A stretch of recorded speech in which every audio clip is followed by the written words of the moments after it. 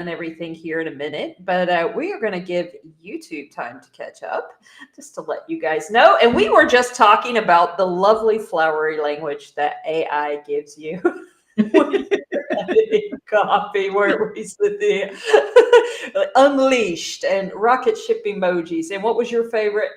Oh, in the world of or in the realm of.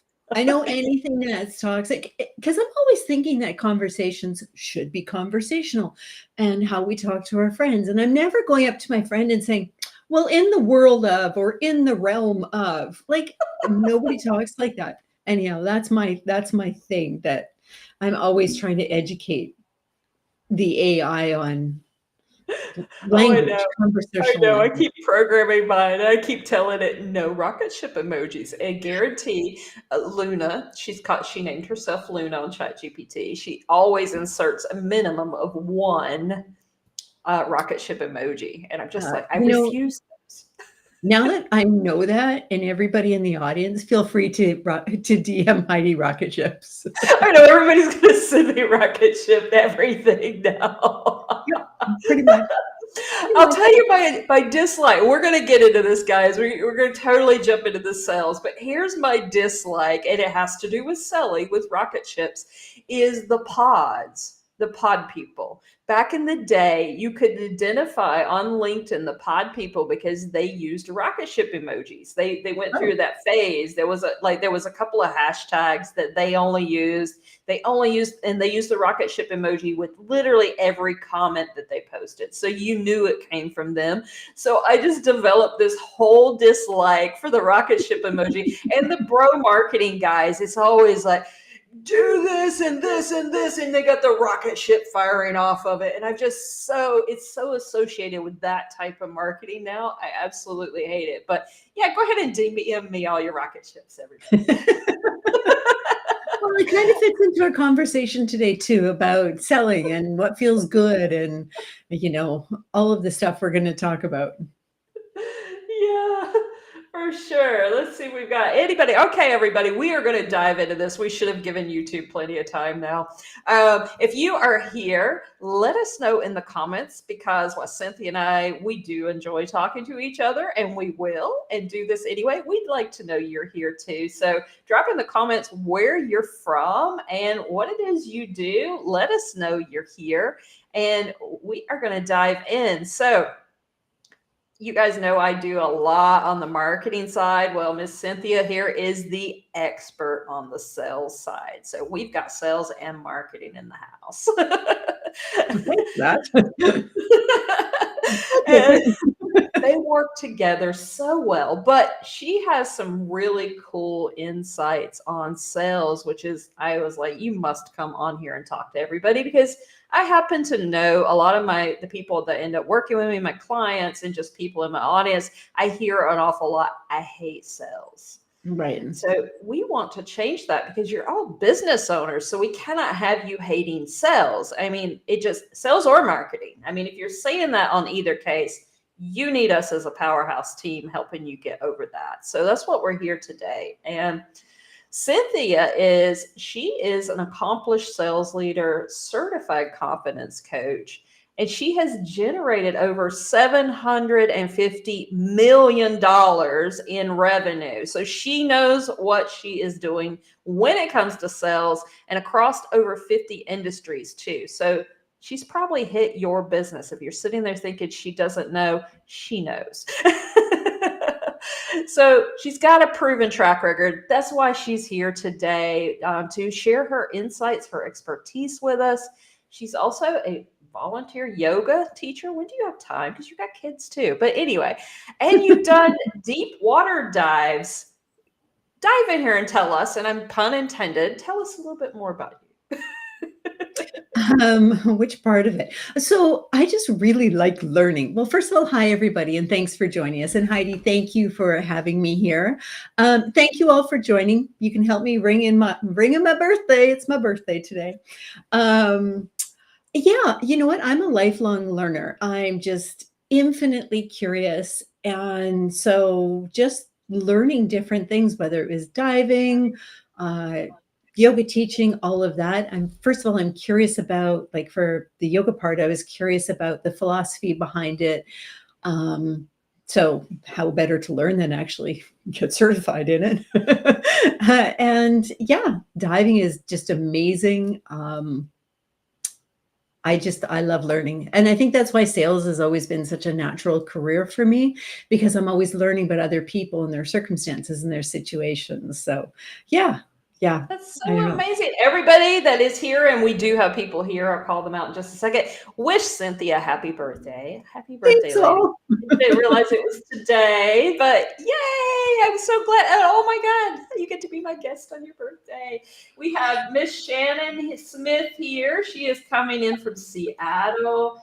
Hey, Shannon. Is in North Carolina. Carrie, I'm from North Carolina. Nice. No But Canada in the house? Come on, guys. yeah, yes, everybody wish Cynthia a happy birthday and make sure you tag her, whether you're catching the replay or you're here with us. Thank you so much for being here with us. And go ahead and jump in the conversation. We Mhm. will stop and pause and read your comments in and stuff. So if you want to add in, we're going to add you in the conversation too as we dive into all of this. And so, yeah, so let's talk about sales. Well, Where do you want to start? Well, first of all, I just want to say I love that you're encouraging people to jump into and make this a conversation. I think that's one of the key learning things about sales, or the keys to success in learning sales, is making it live and having conversations, like finding safe spaces to do role playing. Like if you got a spouse or friends or whatever, practice is so important. And I think, let me know your thoughts on this, but I think that's where people get into trouble, or they're afraid to do it, is because they don't have the opportunity to practice it. I agree. I totally agree. I mean, that's one of the big things that I really work with my clients on too, is because people don't realize, like when I go to do a master class, like if it's a brand new one, I have already run through it 3 or 4 times behind the Mhm. scenes, and my husband is the one who actually, at one point, he's sitting there pretending to be the audience, listening to what I'm saying, telling me what doesn't make sense. And it makes such a difference in how I'm able to deliver a show. And I just don't think people think about practicing. I don't know. It's not it. I don't think they give themselves the opportunity, because I don't think they think about it until you finally tell them, practice. Yeah. Yeah, years ago, I worked for Grant Cardone, which most people know, the whole 10X thing, right? And it was mandatory every morning that everybody got together and we role played, Oh, wow. because the philosophy was, you don't practice on your customers. I And love that is that. just like, and you know what, as even now being a sales leader and coaching people too, it's something that I still I share that, like, don't practice on your customers. They deserve better than that. So whoever you need to, find someone to practice with.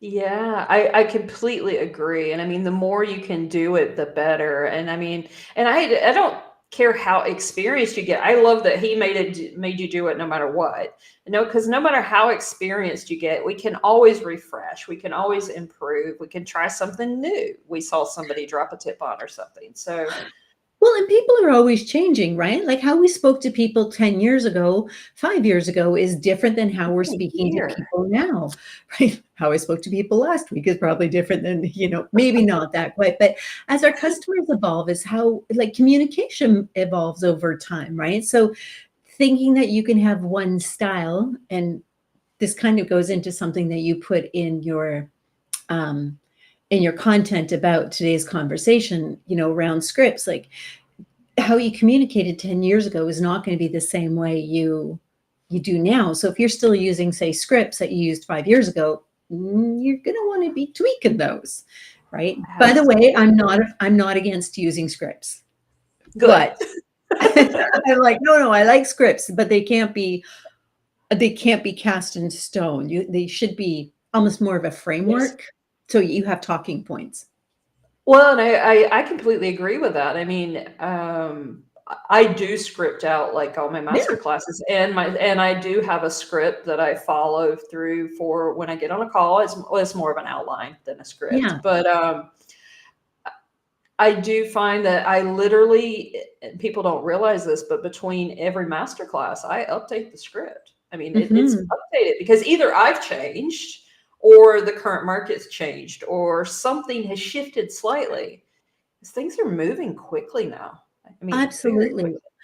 And I think so I've had the opportunity to work with an adult learning specialist. She has a doctorate in adult learning, which has been phenomenal as far as how to communicate, like when you're doing classes or you're educating people. But I've also incorporated a lot of that into my sales training and methodology as well, because people learn differently, right? Like we Yeah. spend so much time talking at people, and this is such Mhm. a sales thing. This you'll hear me say this all the time too. Quit talking at people. Yep. Talk with them. Have conversations with them, right? Which Well, don't you know, when it comes to conversation, that is my heart right? and everything else. I mean, it is content is conversation, whether it's in content, whether you're on a call, whether you're on everything, be talking to your people. I mean, just like right now, we've got some happy birthdays, by the way. Aw, thanks all. Thank you. Beverly and Carolyn have all wished you a happy birthday. So, oh, see, they're here. They're hanging out with us. That's fantastic. So you know that we were talking before we went live about like the glitches, the tech glitches. My screen just went completely blank for a few seconds. I'm like, oh my goodness.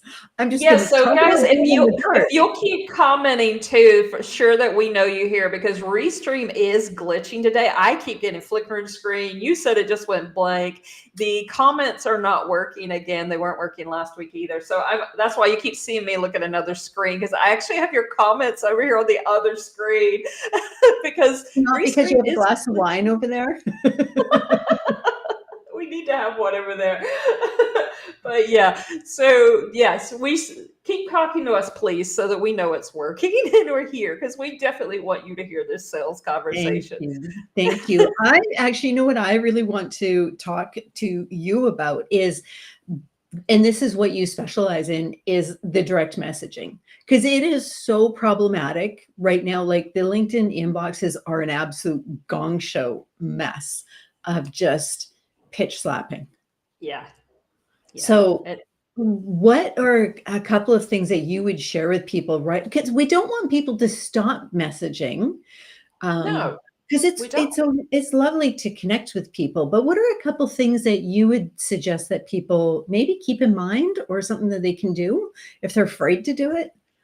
Well, I mean, I had probably the worst example of this week that I've already posted a piece of content, I think a couple days ago. I think you saw it commented. I think I did it for this, didn't I? About the Yeah. guy that hit me at the fitness coach. Um, yeah, so get to know people. There's no excuse on social media to be pitch slapping cold. There's no reason to be pitch slapping in general. And I know you agree with this. You're from the sales side and you're saying not to do this. So, I mean, for me, it's get there's no excuse that you cannot go comment a time or two on someone's content and get that conversation rolling before you even think about getting in their DM. For me, and I say this in one of my big master classes, I say this, I think cold pitching in DM is lazy because there's no Mm, excuse for it. And I will boldly state that because you're on social media. There is no reason you cannot make content first. And then a lot of people immediately object. What about the lurkers? What about the people who aren't putting out content and commenting? Okay, so maybe you might have to get into an inbox cold, but that doesn't mean you hit them with a pitch immediately. Instead, send a nice little message. Like I send a connection message to my people and just a quick, hey, this is me. This is what I do with a fun little fact. Like I always mention, I live in Portugal, which is an immediate icebreaker. It's immediate conversation starter. Is it about business? No, it's not, but I opened the door. yeah, I'm in the yeah. door. Now, what about you with them getting into the DMs on, and say we don't have say we are going to try to sell them. What do we do? Well, I think there's a couple of thoughts I have on that. First of all, just I think there's a lot of people teaching like just do high volume, high volume, high volume, and so it's very generic, which in itself, how do you keep track of all of that, right? Like you can't nurture that. So for me, that's kind of like just you might as well just go out and have coffee with a friend rather than burn your time doing this because unless Right. you can have full on time to dedicate to it, it's not going to. And if you're a small business owner, you don't have that kind of time, right? Yeah. So I think what you're saying is, make the connection first of all. The objective is if you're wanting to make sales, well, first of all, you have to understand who it is you're talking to and have a system to even know if they're the right fit for you. It Amen. makes me crazy when I see these messages like just we can help you with leads or what are your priorities? Okay, that's a whole other thing. Like, don't even get me started on that. None of your business. You need to earn the right. We talked about that this week. But here's somebody jumping into my messaging saying that they can help me, but they know nothing about my business. And to me, that's Yeah. a huge red flag that they don't understand their own business, that they're willing to just possibly work with anybody, or they making these grandiose claims without already knowing What, what you I've don't got want going 100 on. leads in a week? Well, I want a few very qualified people that align with my values that have so things that I mean they have to I have something that I use a phrase called premature problem solving because that's what people do. They don't understand, do I have the capacity to change? Do I have the capacity to bring on more leads? What would that mean in my business? Is it urgent for me? Is it a priority for me? There's a difference between urgent and priorities as well, too, right? Like there's a whole host of things that you need to understand. So just seeing these blatant things to me are an issue, but you see that being promoted on social media A for lot of maybe if you're coaches. selling courses or you're doing a digital online service or something like that, or a funnel, but it doesn't translate into what we're trying to do on LinkedIn. No, it doesn't. Yeah, Well, and in general, I don't know about you, but I don't care whether it's on LinkedIn or in person. I yeah. still like, I mean, because I do live in Portugal, there is, don't get me wrong, Portugal's a very modern country. I know a lot of people immediately think I live in a third world country, but it's very modern. But it's still an environment of small shops. It's not it Mm. there's the malls here, there's the big chain stores, everything is here, but there's still an environment to shop at the small shops. And I gotta say, back in the States when I lived there, I was a massive Amazon user and I had gotten away from, I mean, I know my butcher here. I know my produce person here. I mean, we go and they know, and I show up and the produce guy, oh, this is coming in this week, Heidi. I think you're going to like it. And Oh, I they love know that. me and the bread person and all of this. And I miss that. And I feel that and I do, and I teach that. And I know you do as well. I do the same thing on social media, that same thing. We're small businesses. People want to know us on a more personal level. It's not this, when you send out the a copy and paste pitch to 300 people. I mean, we had an incident a while back. I don't know if you got to see this, but this guy had sent me a very personal DM sharing very personal information, like his favorite food was hamburgers. He liked certain movies. He had done this. I mean, he was trying to open the door. I get what he was trying to do, he was leading, of course, up to a cold pitch. We've been connected for over 3 months. He had never tried to have a conversation anywhere else. And then out of the blue, he sends me this DM full of personal information to a woman that you never had a conversation with. And it was more like the information you would give somebody if you're getting to know them for dating, not business. And so, Hey, well, here hey. was the problem with that. I screenshotted it. I removed everything I thought would be information that would identify him. Well, come to find out, he had sent that DM out so much, he was immediately recognizable. Oh my God. I got on the hate end of a bunch of, of DMs and comments because the people defended him as a nice guy. Well, my experience with this guy was a nice guy because, first of all, I ignored his first one. And then the second one came through and I responded to it and telling him why it wasn't okay what he had done. That Mhm. I told him there's only two reasons people do this. One, you're a man gonna sexually harass me, which happens a lot on social media. Absolutely. Yeah. Or the second, you're looking to pitch me.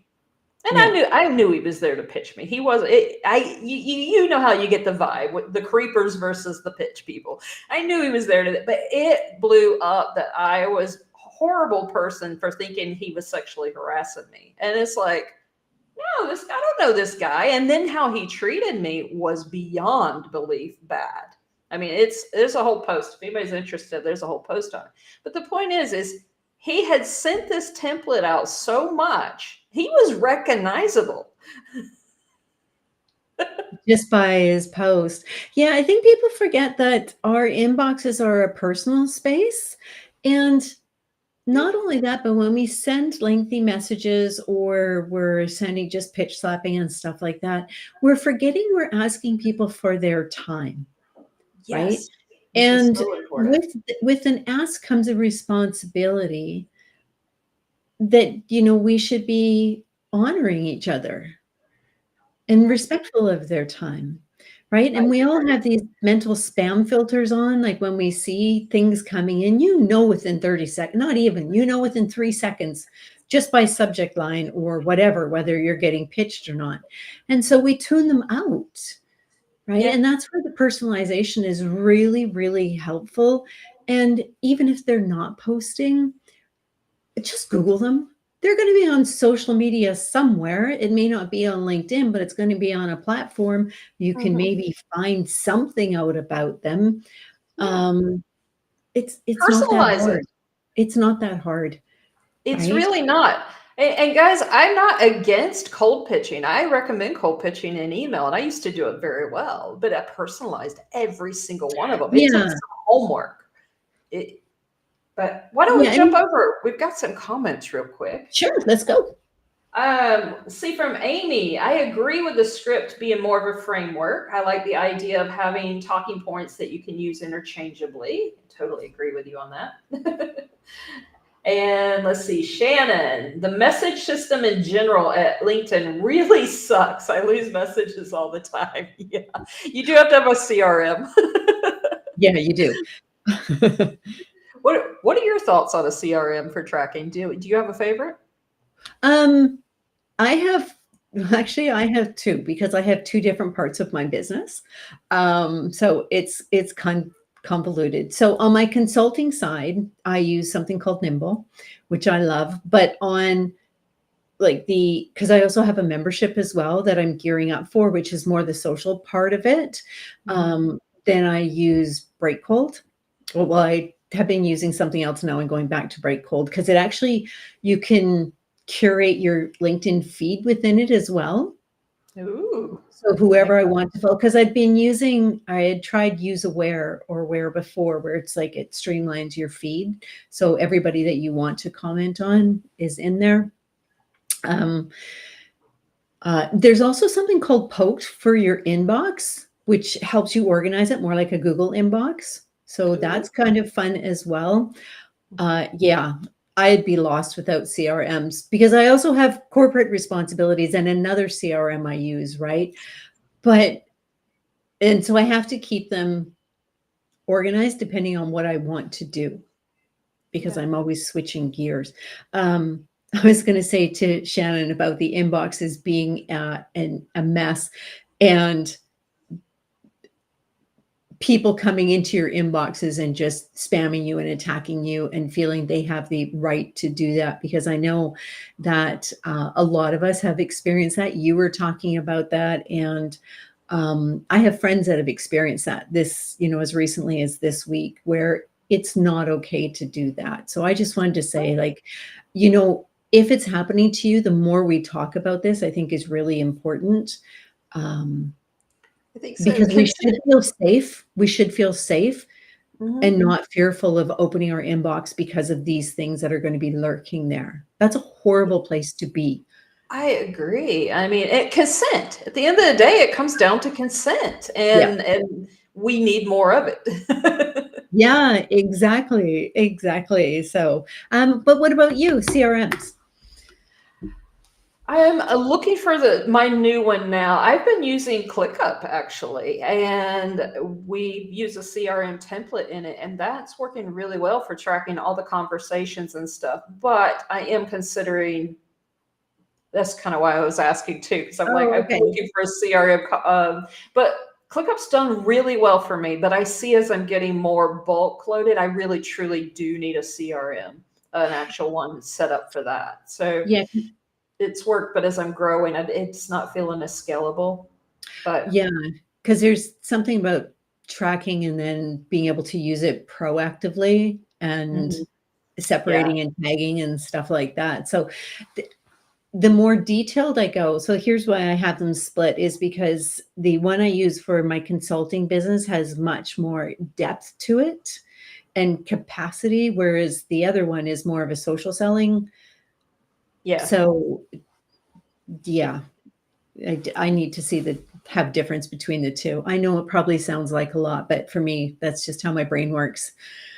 Well, I'm also excited too. I can't really say what the project is, but I am actually partnering with Social Pilot. And Yeah. so I'm excited to start using theirs, LinkedIn through their program and see how that's going to work out. But I don't know yet. I'm just waiting to, I know. I'm like a kid with a new toy. When you mentioned it the other day, I'm like, "Where's the affiliate link? Come on, where's the link? I I need it." know. They're working to get me one. So as soon as Okay, I do, I will drop it to okay. everyone, but I don't have one yet. But let's see. We've got Carrie here. Let's see. Premature problem solving. Sadly, most advocate this approach. Yes, they do. It's being taught by so many sales and marketing coaches, unfortunately. Yeah, it really is. So can I just share, an approach to this that I use? Because I think it's really helpful for people to use in whether it's social selling or if you're doing it business to business, particularly business to business, is this idea of getting an understanding. So this is how contrast the two. Most people are like, make sure you understand the problem and then solution, stuff like that. It's great to understand the problem, but getting mutual agreement on what that problem is, because people have different, well, English itself is just so freaking big and ambiguous. But people, different things mean obviously different things mean different things to people. Anyhow, in my brain, that totally made sense. It But makes it. you know what? We all attach different meanings to things, right? Yeah. And so how one person describes their problem, we may not understand it to be the same thing. And so Yes. unless you have an agreement on what that problem actually is for them and how it shows up, if you start solving for that without getting agreement on it, well, you've probably just cut your ability to convert to probably half, Yeah. if even that. So, yeah, that premature problem solving, easy. Get agreement on the problem, get an agreement on what that solution needs to look like, and then why you're the best person for that. So before you even go into talking about yourself, make sure you have those other things lined up. Okay, I'm getting off my soapbox now. No, this is great. This is one of the reasons we had you here today, is because we do see this problem. And one of the biggest things I see is people going for the sell too fast. Oh, They way don't too fast. understand the problem yet. And before we even get too far into that, everyone dropping your lead magnet is still selling. It's still selling. I know you agree with me on this too, Cynthia. A lot of people are like, it's a freebie, so it's not selling. Sure No, is. you're getting paid with their email. But they go in for the sell too quickly, which I feel like goes into what you're talking about here with, with getting the agreement, and not because they don't understand the problem even yet, or what the client is looking for, or what the person even. So if you don't understand all of that, then how can you get an agreement on the solution? And you probably both are on a different page. Yeah. And I think a lot of that comes back to confidence. right? Mhm. And confidence plays such a big part in sales, but not the way people think it does. And it's not confident like I'm grandiose or I have to have this sense of security. It's more about moving away from the fear of the unknown and the needing to control everything. Which, when you walk away from that, and if you're willing just to be present with the person in front of you, you will be naturally more confident and not feeling like you need to control it. And then when you get comfortable with like understanding, just talking about the problem and giving it space for people to be. And so they can fully articulate what they want, then your confidence is naturally going to build, right? And I think that's what's happening with people is that they're so afraid um, of what the outcome is going to be and that they're trying so hard to control it. It's affecting how they're coming across and their confidence levels. At least that's what I'm seeing happen, Yeah, right? I've seen a lot of the same thing. And I mean, you're just have a conversation. Yeah. Talk to them about what the problem is, what they're looking the outcome to be. Just get an understanding, just talk them through. I mean, I had one of the easiest sales that I think I ever had, right back when I just launched my 6 week Right Room, Right People. I guess that's 8 weeks ago now or so, somewhere in that range. But one of the, and Miss Carolyn's actually here on the call. It was probably one of the easiest sales I ever have had because she was just telling me what problems she had and we were talking through it. And I was like, hey, I've got a program that's getting ready to launch. This is exactly what you just said here. And we talked a couple more things, and she was like, okay. I mean, it was literally because we had a conversation just talking about the problems she was having, what she wanted to solve. And then I was able to say, I've got this. Yeah. I mean, and you really can make sales that easy just by having the conversation and listening and just hearing. And then, like you said, get the agreement on what the problem is. Yeah. And then, you add on to that your experience and your knowledge. There's a great book by David C. Baker. It's called, oh, what's it called? The Business of Expertise, I think it Mm-hmm. is. Oh, I haven't read that one. It's really good, and it's all about how when you do have a lot of experience doing something, a lot of knowledge, well, then we use our experience and we can spot patterns. We can see where things are happening, right? And by leveraging that, and that's how we can help our customers by sharing that kind of insight. Like, I see this coming. This is a shift that's happening. And I know from my experience that if we're not moving from where you are to where you want to be, then this is what the result is going to be, right? Like we still, as much as we want sales to be easy, there's still a process to it. There's still Yeah, strategies. There's still always. methodology to it, right? But understanding that leading into your expertise and leveraging that as a place from a leadership position to help people overcome where they are to where they want to be is really one of the easiest things you can do in sales. Yeah, that and showing it. I mean, you mentioned leadership position too, and I think that's the real. And then we're going to come back to confidence on this, of course, because when you show up confident and you are leading and guiding the conversation and all of that kind of stuff, then you give people confidence that you know what it is you're doing and you The can borrowed help. confidence. I love that. Yeah, and I Yeah, don't mean leadership like, hey, I know everything. I'm the one yeah. in No, charge. no, no. We're Because just lead, just be right? the. Because I Yeah, always think that things should be done collaboratively with your customer. Like we sell with our customers, right? Not at them. Um, but really, I frame everything, and I talk about this all the time in my membership. They're probably so sick of hearing me talk about this, but everything is building a business case for change, right? Mhm. It's just everything in sales really is change management. That's what we do. We're facilitating change management. So it's a really good way to think about it. So yes, I'm leading it because I know the process of how to get you from here to there, but I'm going to work with you to help you come to that decision that it's the right thing for you. I think that's important too. And I think that's another reason people are so afraid to get on sales calls, as in from the client point of view, is they're so used to getting on a call and people just telling them what they want, what they should be doing. And the minute we know the minute word should comes in, that's your expectations.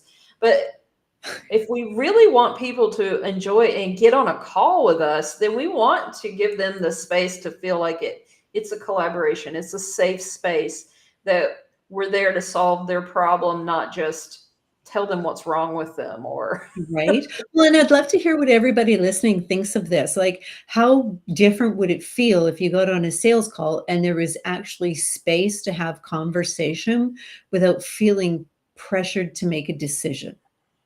Like, yeah, and let's how say what yeah, guys, drop in your comments on how that and why you supported would you feel, yeah, for right? sure. Would that I make a difference for you? Would you want to get more on the sales call? And then how do you do that for yourself? Let's see, what do we got? Let's catch up here. Let's see. Oh, Carolyn said it was a great program. Thank you. Shannon, mind blown. I've been doing CM for years, customer management for years. All right, Shannon, you got me on the WUT. I don't know what that one means. I know most of the acronyms. What does WUT mean? Shannon, you're going to have to tell us. what? That's just what, right? It's What? just, is it just what? She capitalized it, so wasn't sure. What? Yeah. So, yeah, what do you guys think about that? And when it comes to, and obviously we have a little lag, so we're waiting on your thoughts on here, so we'll keep talking too. But yeah, how would you feel about having a safe space and knowing you're providing a safe space for people to come and get on a call with you? I mean, it just makes such a difference for me. I know that. Absolutely.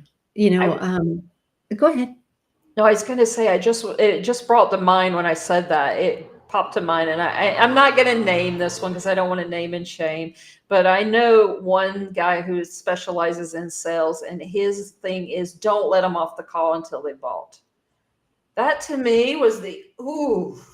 Oh, wow, that's like throwback to the 60s and 70s, right? And that's okay, so can I jump into this for a second?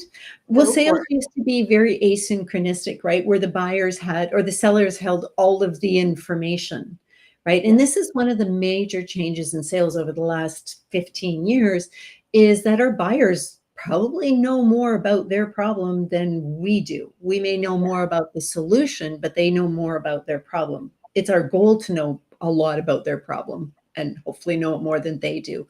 But when they come to a call now, they don't need to be held hostage or held captive and feel pressured like that.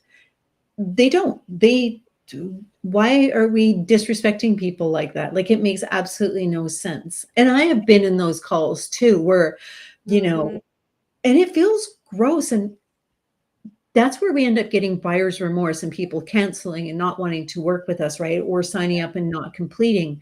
Because when you make a pressured decision, Yeah, you regret you're it. you're coming from a place of scarcity, Mhm. right? Yeah. Rather than abundant thinking, right? And yeah, Yeah. that's never good. That's never good. No one ever wants to feel that way. Yeah, and it's one thing, and I do want to make a distinction here. It is one thing to work with somebody to overcome objections, but it's a whole nother thing to be pressuring them into buying. And there's one thing I tell people that, also your finances are none of my business. I've been on calls where people encouraged me to go get credit or use my credit card or whatever. And it's like, that's none of your business. That's Yeah. not your finances are none of my business. How you plan to pay for it, none of my business. But it's one thing for me to we'll work through your objections, but it's a whole nother when I'm starting to put if I even thought about putting that kind of pressure on you that okay, you need to buy, and why don't you go take out some credit or so, and I just like no, it's just not okay. Yeah, I'm not a fan of that either. Get out of other people's wallets, right? And the same is true though when we go to be pricing our products or asking for the order and stuff like that. I see so many people that are oh, well, they can't afford this, or I'm not going to ask them because I don't think it's right for them, or I'm going to price it at this because I think it's better for people or they can afford it. Why are we in other people's wallets and making decisions for them? Like that's none of our Yeah, business. None of our right? business, right? It's Completely. yeah. Yeah. We could get on a rant on this, can we? Well, and I'm not here just to come down on people and be on a rant. I'm always about making sales accessible so that anybody can do it, so that it aligns with who we are and we don't feel that we need to become and distort ourselves into something that feels gross, right? Because we've all been on the end of that, and that's not who we want to be. So it doesn't Well, need to feel yeah. that way. Well, that's what I remind my clients too, because I had one who she's like, "Well, the clients don't know any differently, so yeah, I'm going to do it that way." And I'm like, "Do you like it that way?" And she's like, "No." And I'm like, "So why are you doing it to other people? If you don't like it, don't do it to other people." That's how Mhm. that's immediate for me with helping clients pick which marketing strategy they're going to use or how they're going to sell or whatever. And I'm just like, if you don't like it, don't use it on your Well, clients because they're not going to like it either. well, I think who you are, like in business and when it comes to selling and stuff like that, should be who you are in real life. Like there shouldn't be and this is something I've come across too, is that who people are online that you maybe buy into, but then when you go to work with them, there's someone completely different. Like to me, that's a real bait and switch. Oh And yeah. I haven't, yeah, I don't know. I kind of like, I'm a big fan of transparency, like huge fan of transparency. Not that I don't think you need to share everything. Is that the sirens in your background? It is. Nice. They missed me. Is there something you need to know? I got Um, away with it again one time. one more time. Um, but I don't think you need to share everything about our lives, but I think there Mm-mm. needs to be consistency around who we are. Not to say we have to be like this. It's okay to be who we are, but I Yeah, think you there just should be be yourself. I mean, consistency. you still have filters. You don't have to share your dirty laundry and everything else. But No, some days I transparency, have I no filters. I do. I mean, you bring up a thing, and this is really anything to go do with sales, but it's also like you talk about bait and switch, but you get to know someone on LinkedIn, and you've had conversations in the comments so many times, and you've seen their photo and their headshot, so you've got this whole idea what they look like. And then you get on a Zoom call and you realize the photo was from 10, 20 years ago. And you don't even recognize the person you're actually talking Who is to. this? Who is this? Oh, that happens a lot, believe it or What not. do It you do happens with so so and much. so?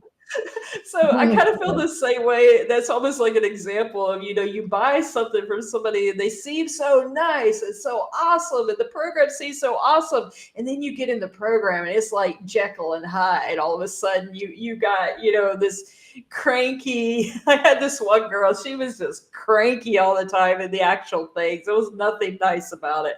It was just like, okay, I didn't go into this, but I want the nice one. Right? Yeah, no, that's important. Very, very important. Um, Let's see. Let's get Amy's comment here real quick. She says, "Yeah, I think it would make a difference. I try to use the phrase low pressure meeting when I'm on the phones calling people. Seems to be to get a pretty good reaction." Yeah, that makes yeah, sense. Low pressure meeting. I like that.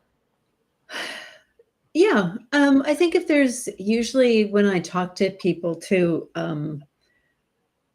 I have an objective. Like if I'm getting on the phone with somebody or if I'm getting on a Zoom call with somebody, we actually have an objective before we get on the call rather than an agenda. It's like, okay, so we're going to get what is it we want to achieve on this? But that's yeah, low pressure. No, it's unfortunate that we even have to use those words these days. But I mean, It is. if it's a great way of communicating that you're not there just to close a deal and to put pressure on somebody. Nobody wants that.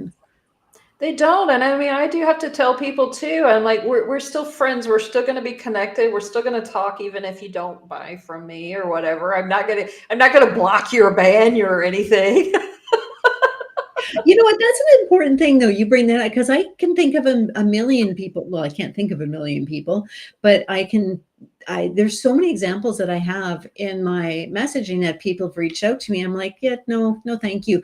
But then it's like, okay, I'm never talking to you again. Right? And even people who I've bought from, that as soon as you buy from them, they don't talk to you anymore. And to me, that's the weirdest thing in the world.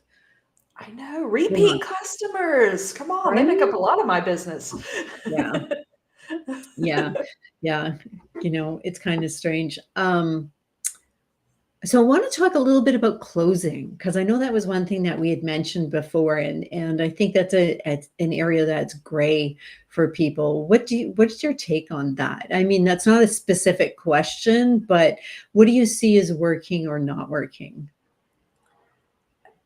The biggest thing I'm getting right now for closing is just keep the conversation going. For me, it's have the agreement. Okay, this is what you've got, what the problem is. It's funny because I didn't even realize till you brought up the agreement kind of thing. That's kind of what I do. I mean, it's a conversation. We've agreed on what the problem is. Now we've agreed on what the solution is. And if we have an agreement on what the solution is, I'm going to tell you, okay, here's what I have. This could help. Are you in? I mean, that's where we're at. I mean, I think we overcomplicate it. Yeah, and I think our perception around closing what it is kind of out of alignment, because people think closing is just at the very end of the sales conversations, when it's actually happening throughout. Right? We're getting agreement on things throughout and getting little commitments to things throughout our conversations. Like, closing starts the first time someone responds to you, the first time you get into a message with them. Like, it's an ongoing thing. It's not a big crescendo at the end, like, hey, break out your checkbook, let's go. Okay, this is how old I am if I just referred to checkbook. Oh my goodness, I can't believe I just said that. Break out your debit card, your credit card. Anyhow, thanks all for putting up with me. But yeah, there's just something at the end where it's just like, okay, so the next step that's my favorite thing, right? So the next step is, this is how we get started, kind of thing, right? Well, it is, because it doesn't end with the close, if we want to call it that. You still got delivery, you still got everything else to do. I remind people that the client, and most customer journey, the client journeys you see spelled out, they stop at the money's in the bank. That's where they stop. The one I help clients with shows the delivery. Then you've got to get them through. Maybe you just sold them a product that you don't see them again, or most of my people are service providers. So now we've got to deliver the service. And then you want to continue the nurturing from there for repeat customers. So absolutely. Does it ever really end? It's a cycle. I don't think so. And, when we look at sales as a relationship, it's such a good metaphor, because we don't just close our relationships and then just go on. Oh, I've got everything I need from you now. Go away. Okay, now in some cases that could very well be true. I'll let you know if I need anything else. Thanks for that. Ciao. Okay, so here I am actually talking on a phone. So again, like, do people actually talk on the phone? Yes, they do. I actually cold call people. I still do that, right? Like, people are always like, but let me tell you, direct outreach is still one of the best ways to close business. The number one way to close business or to get business is to use a combination of messaging and calling people. And it won't have to be super cold. If you've already messaged them, they will know who you are. But I was just looking at a recent study, and I think it was done by Apollo.io, which I love Apollo for getting contact information and managing my email sequences. It is something crazy. Like, it's got a 68% more close rate if you use the combination of emailing and calling people. Now, if you're social selling, that's probably not an option. But if you're selling B2B, which is what I help my people with, and that's hands down. Well, we have the modern call. We just get on Zoom. So it's just a little different. We still do a call. Right? Yes. So still calls involved. We just can't call them, like, pick up the phone and call them. Right. Well, this is kind of unscheduled calls, right? Yes. Like, We do that email now. So I do And both. cold DMs by a lot of people. Yeah, and they don't have to be cold. Like you said, if you do a little bit of research and you find something to talk about rather than just yourself. Here's a good tip. If you're sending an email to somebody, count how many I's are in there compared to how many U's are in there. That ratio should be like 5 to 1 Yeah, U's compared almost no to I. eyes. Oh, so okay, can I just talk a little bit about I don't know who, if anybody in this audience does proposals too, or they're sending promotional information. But if we think back on like old advertising decks or sales decks or things like that, they're always about, this is my company and this is what we do and this is how great we are and stuff like that.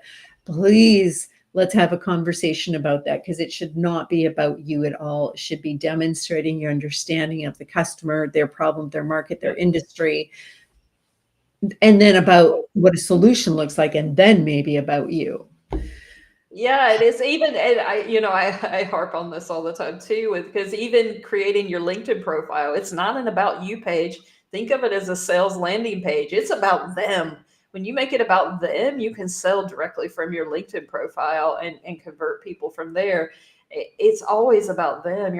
Conversation, it all comes back to the conversation. It really Yeah, it really does. does. Jinx.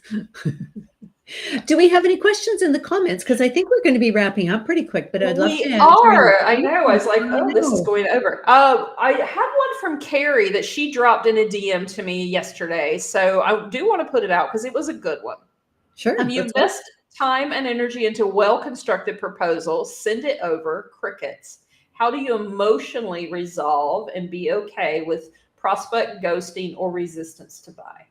Oh, that's about 6 different things in one there, but do you want to share on that? And then Go ahead. I've already been talking to her, so. Okay. So my first thing that I would say is, why are you sending proposals and not presenting them? We relinquish so much control. And so here's the challenge with that, is that when we send a proposal, we don't, the end user, the client prospect doesn't necessarily get the context of what's in there. And we're not there to gauge their emotions and how they're reacting to it.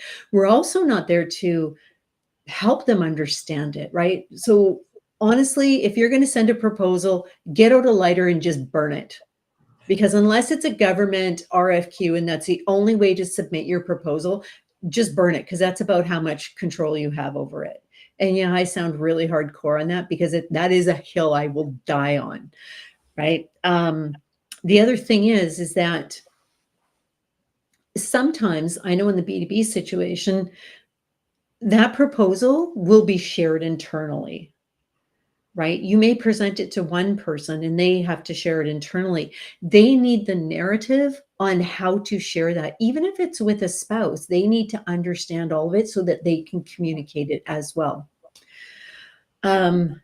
So anyhow, we were talking the next part that was about resilience around it. Yes, just being resilient around ghosting in general, because that's a big one for people. Yeah, so there's a couple things you can do about ghosting. One of my favorite things is to send a message and just ask if it's still a priority. Mm-hmm.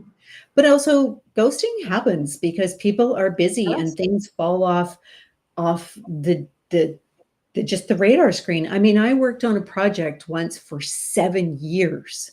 Wow. It was like a 9-figure, 8-figure, multi 8-figure government contract, right? It took 7 years from that first cold call till the time it was finally delivered. There was so much ghosting that happened in between there because they were pulled on different things. Budgets got pulled. People may not be in that position. So is it ghosting because they don't have a capacity to respond to you, or is it because something else came up? It goes back to the wallet. It's like, quit trying to get into people's heads.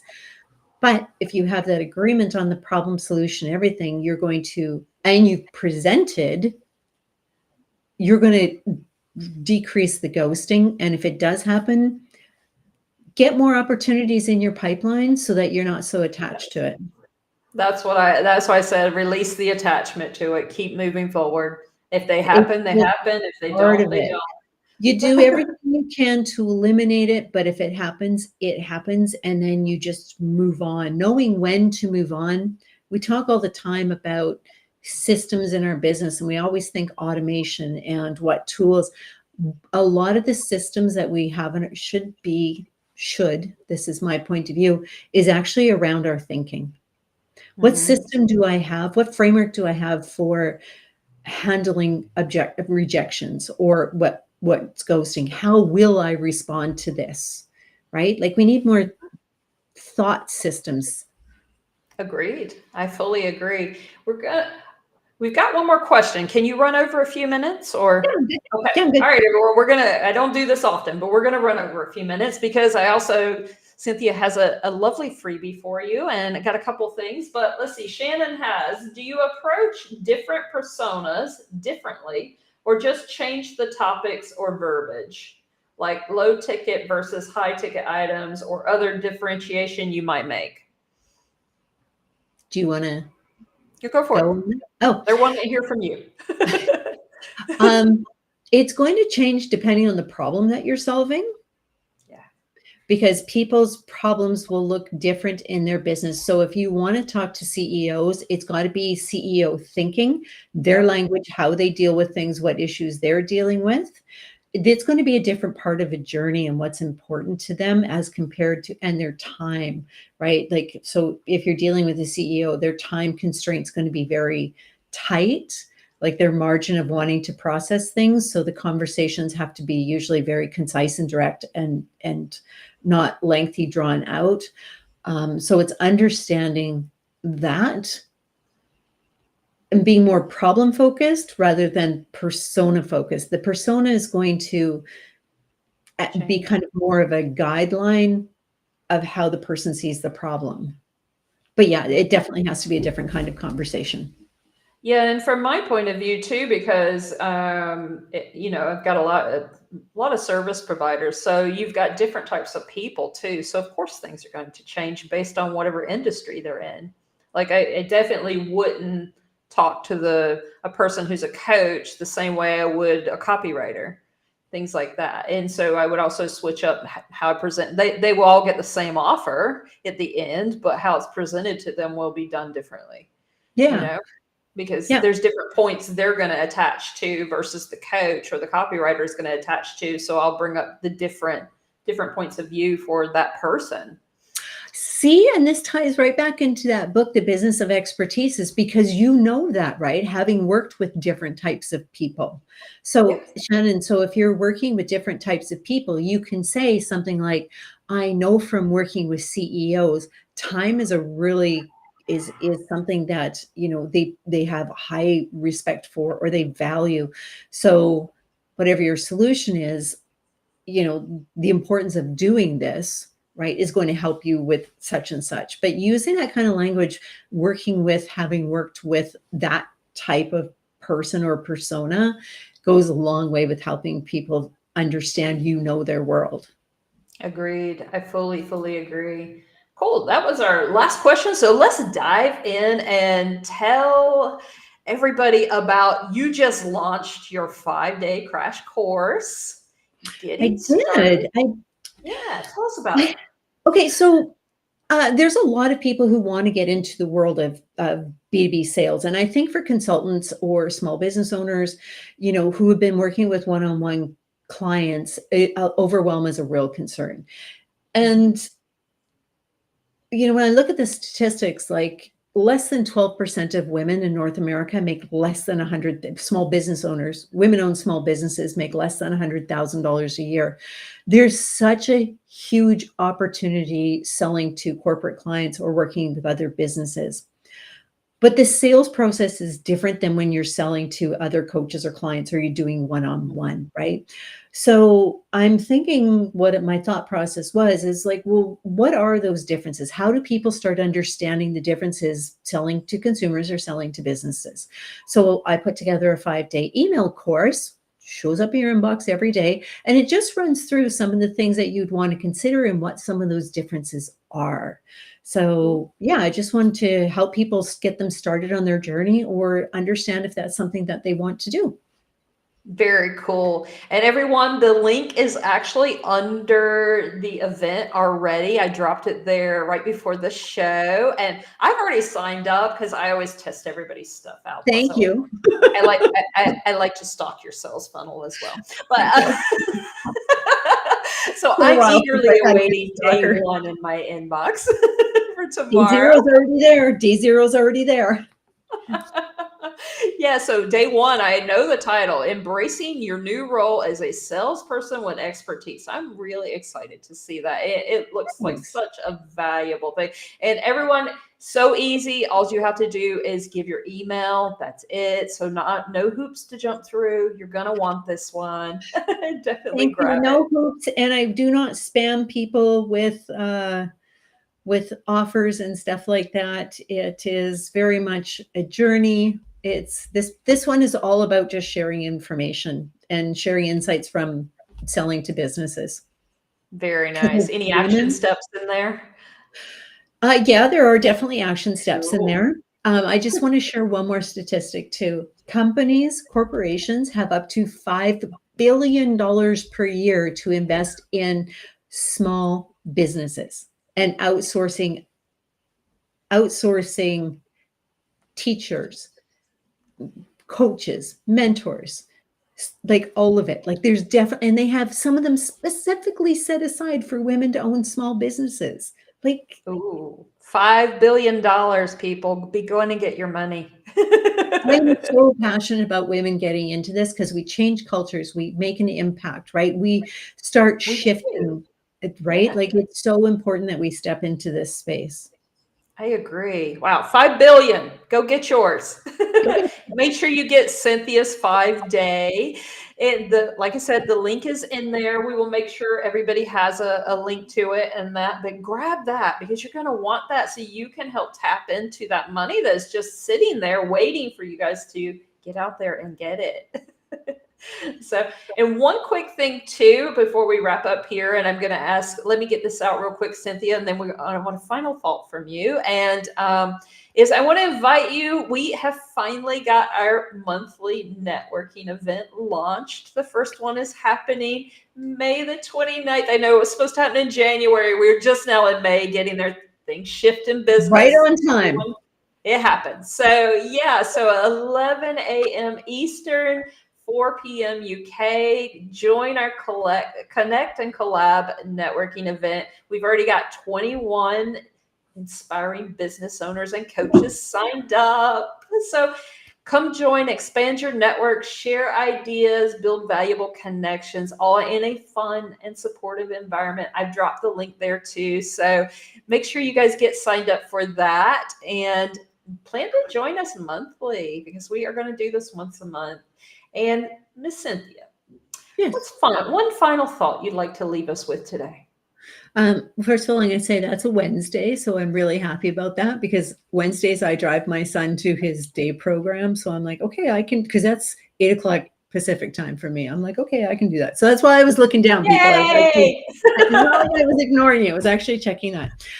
So one thing I would leave is, or if I could share one thing is, remember that selling is helping people, that it's about changing lives and helping them find a better way forward and bringing their dreams and goals and making their lives different and better, right? It's just a process of get there. If you start with the end goal, what it is that they want to achieve, it's a hard thing. I was very, very fortunate. My very first cold call, I ended up helping someone, and her words to me are why I'm still doing sales now. And she's like, thank you for calling. Without your help, I don't know where I would have been.